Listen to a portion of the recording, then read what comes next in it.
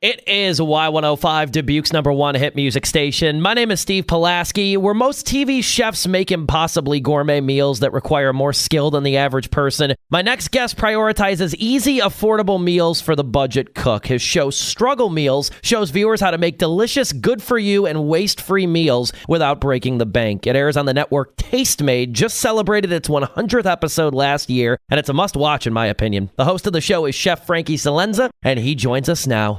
Frankie, how are you? I'm great, Steve. That was a heck of an introduction, man. Well said. I couldn't have done it better myself. Well, you are worth it, Frankie. I gave a very brief overview, but describe Struggle Meals for someone who hasn't seen it. It's unlike anything I've seen on TV. Yeah, so the name can be potentially off-putting for people, although food prices have been high and continue to go higher for years. Really, what we figured out at Tastemade, which is the channel that the show airs on, is that Struggle Meals was trending about 7 years ago, and we were like, hey, let's build a show around that. But it has become, it never was just, a hot dog on a piece of bread with some mayo. It really, truly was a cooking show that taught people how to use ingredients and make stuff, and more than anything, reduce the food waste, because that's the biggest place you can save. 30+% of American groceries go in the garbage. And my assumption is because people just don't use it up. It expires. They don't know how to use it. Does your diet consist of Struggle Meals, Frankie, or stuff you'd make on the show? Sometimes it does. It's really easy to just look at this world of excess that we have, especially where we're at with social media right now. And I don't think that that's a way you can eat 3 meals a day, to be completely honest. So not that all the meals on Struggle Meals are like low calorie and very small. They're not. Many of them are super hearty. What is your background, Frankie? Where did you grow up? Where did you go to culinary school? I'm itching to know. I grew up in New York City in Hell's Kitchen. I went to the French Culinary Institute for a week and then dropped out, and then did advanced courses there instead. Sous vide and low temperature. I did a 2-week sausage making course, charcuterie and pate. I did a bread course up at the CIA, Culinary Institute of America in Hyde Park. What else did I do? I did a Japanese course. And then I worked the line at Lupa, New York City Roman Osteria, that ironically, more than 10 years prior, sort of opened my eyes to the culinary world when I was just a 13-year-old boy. He's Chef Frankie Celenza. His show Struggle Meals airs on the channel Tastemade. You come across, Frankie, as friendlier and more approachable than I think the average TV chef does. Does that or can that sort of personality carry over and be successful in a busy kitchen with other competing chefs, in so many words? Well, I think the whole idea of like everyone screaming and yelling that Gordon Ramsay popularized, but it really all started with Marco Pierre White. I actually think that's a generation ago in the kitchen. I mean, even 8 years ago, when I was in a professional kitchen, it was well known that those days are behind us. And a couple times, someone would come into the kitchen that was about to eat with us and say, hey, I'd love, we traveled a long way to be here. We're so excited to eat your food. And they'd give us a bottle of whiskey or a couple 6-packs of beers. And the chef was like, I don't want to see that. Like, get rid of it, hide it, have it after. Whereas maybe 30 years ago, that would sort of fuel an alcoholic rage in the kitchen. Those days are kind of gone.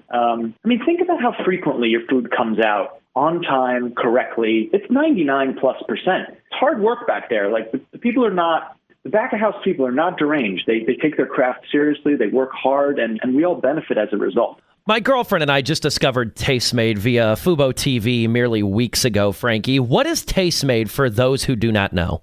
Tastemade is sort of like the modern interpretation of the Food Network. I've been with them since 2013. They've been around since 2012. And the business model has shifted several times because the future of media keeps changing. Even now, it's not clear what's going on. But I would say Tastemade's probably most successful offering so far is the streaming channel, which is effectively it's an old school 24/7 television channel. It's just only broadcast on streamers. So like anywhere you stream for free, we're there. We're in Roku. We're in Apple TV. YouTube TV, which is a subscription service with channels. We're there. We're in Direct TV. We're still trying to figure out where the future is. It's unclear, but it's really nice, to be with Tastemade because they're constantly pushing the envelope forward because I can't predict the future.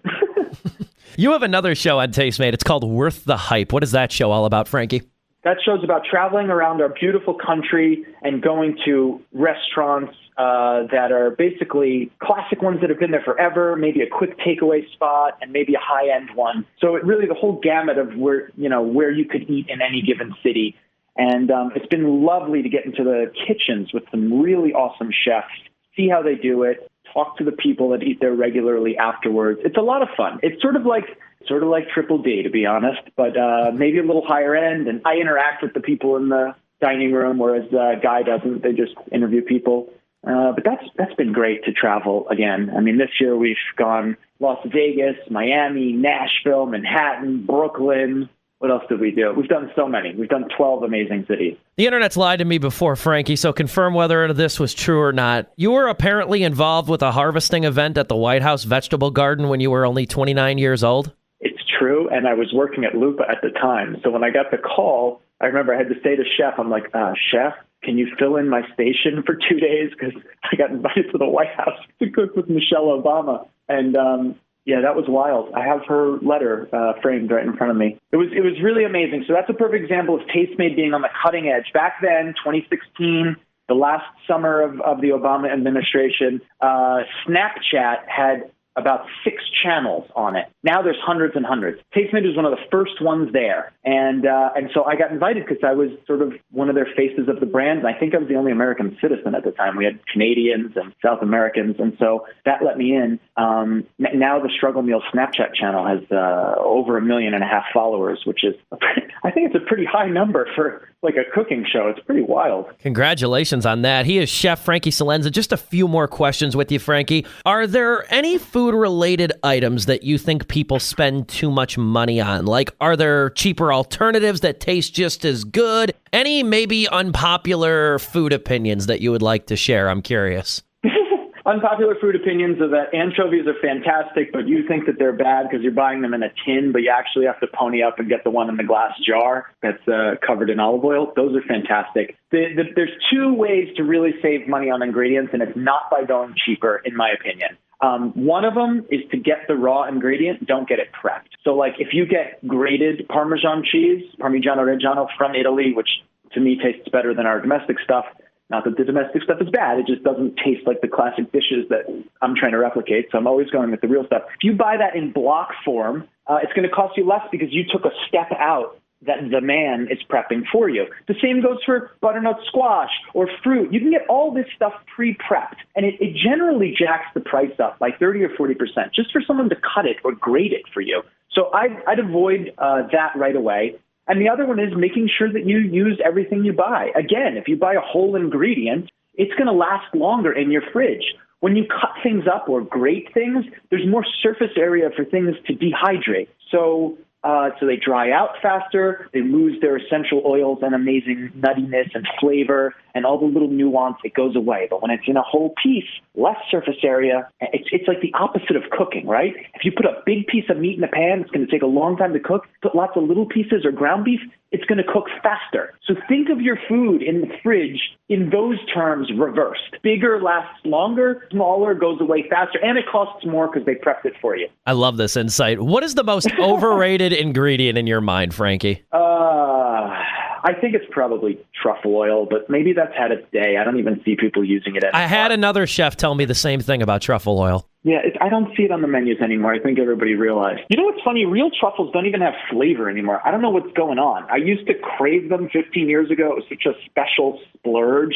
Now I have them. I don't even taste them, perhaps because I'm numb from the truffle oil, which is an artificially concocted flavor profile that is probably 100 times more intense than truffle, and now I'm numb to actual truffle, so it kind of ruined the whole thing for me, unfortunately. But that's okay, I save money now. That's what it's all about. Speaking of saving money, too, there's so many different struggle meals, too. I know the recipes are available online. Is a struggle meals cookbook on the horizon, or maybe a Frankie Celenza cookbook / memoir? You got any publishing aspirations there? I guess I can drop this here for the first time. I did just write a cookbook. It's about 9 months away from being out, but we've shot the whole thing. I've written the whole thing. It's not called Struggle Meals. That brand is 7 years old, Struggle Meals. I feel like the audience has grown with me. I'm 38 years old now. And so, like, how do we do Struggle Meals 2.0? So what I came up with is eat. Like eat, but it acronizes out to easy, affordable, tasty, or easy, approachable, tasty. So to me, I feel like that's the next step. Maybe we can turn that into a show at Tastemade. But that book's, it's killer. The recipes are awesome, and I'm so pleased with it. I can't wait for it to come out. I'm going to be picking that one up for sure. I'd like to have you back on when that book drops. Congratulations on that one, too. I'll give you a signed copy, Stevie boy. Oh, I love that. He is Frankie Celenza. One more question for you, Frankie. Complete curveball. Please put this little debate between me and my friend to rest, okay? My girlfriend and I think you look a lot like Frankie Muniz. My best friend says you look like Zach Braff. Who do you get told you look like? Now with the bear out, occasionally, if I'm wearing a white shirt like I am right now and I've got a bed head, they tell me Jeremy Allen White, which is pretty funny. And then all I have to do is yell, and then the veins start popping out of my neck, and then it can work. I don't have the tattoos, and he's definitely a little more ripped than I am. But I feel like we're probably the same height. I love it. If there's ever the Jeremy Allen White biopic, they might call you. Yeah, I think they'll call him because he's an actor. He'll just play himself. It'll be an autobiopic. Frankie, I greatly appreciate your time. I want to give you the final word to promote Struggle Meals, Tastemade, whatever you want to end on, man. The floor is yours. Oh, guys, everybody, check out Struggle Meals. It's great for young kids. It's great for adults. Not only are you going to get affordable meals that can feed your whole family, but you're going to really learn the fundamentals of cooking in a fun way. Check out tastemade.com/streaming. You'll see us there. And it's no joke. We've won a daytime Emmy for this show against Netflix and the Food Network. So people love it, and I know you will too. And have a laugh, because everybody's so serious these days. Learn a skill that you can use in life and have a laugh at the same time. Great words of wisdom all around from Chef Frankie Celenza. Frankie, I greatly appreciate your time. We'll be continuing to watch Struggle Meals on Tastemade, and I cannot wait for that cookbook too. Thanks, everybody. Cook on.